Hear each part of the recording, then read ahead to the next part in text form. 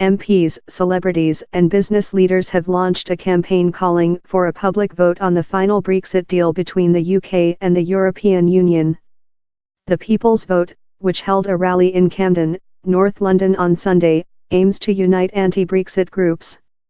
Organizers said some 1,200 people were at the event, including MPs from all leading parties. Pro-Brexit campaigners also gathered outside. Both the Conservatives and Labour have ruled out a second referendum. Britain voted to leave the EU by 51.9% to 48.1% in June 2016. The UK will formally cease to be an EU member in March 2019, and the two sides hope to reach a final deal on the terms of its exit by October, in time for it to be ratified by UK and European parliaments. Speaking to the Newsbay at the event, Labour peer Lord Adonis said, "People want a say. It was a vote in the dark 2 years ago.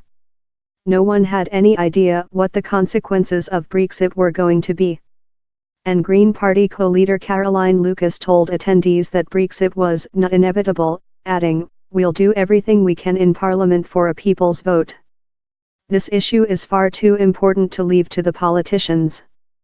Conservative MP Anna Sowerby told the crowd the UK was about to embark on a course that would make you and your grandchildren less prosperous than you are now. "I think the best and right thing to do is to put it back to the people and say you can have a vote on this deal," she said. Chuka Umunna, MP for Lambeth, which had the highest Remain vote in the country, said, "We need more Conservative members of Parliament to be as brave as Anna and many others who defied the whip and put their country before their party." Meanwhile, pro-Brexit demonstrators also turned up at the launch, and Conservative MP Nadine Dorries argued there was no public appetite for a second referendum. Appearing alongside Mr Umunna on ITV's Peston on Sunday, she said, "A second referendum, Chuka, which is what you're really campaigning for, is never going to happen. The public don't want it." Earlier, actor Sir Patrick Stewart, who backs the campaign, told the Newsbay's Andrew Marshall that the terms and conditions of Brexit were quite unlike how they were presented during the run-up to the 2016 referendum. The People's Vote campaign would argue the public, not MPs, should get the final say on Brexit, he said.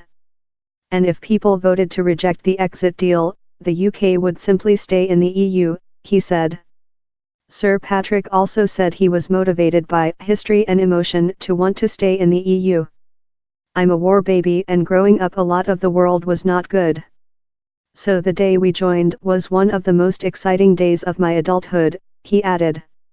Also speaking on the Andrew Marr Show, Foreign Secretary Boris Johnson responded to the campaign, noting that the People's Vote had already taken place. They voted with a substantial majority to leave the EU.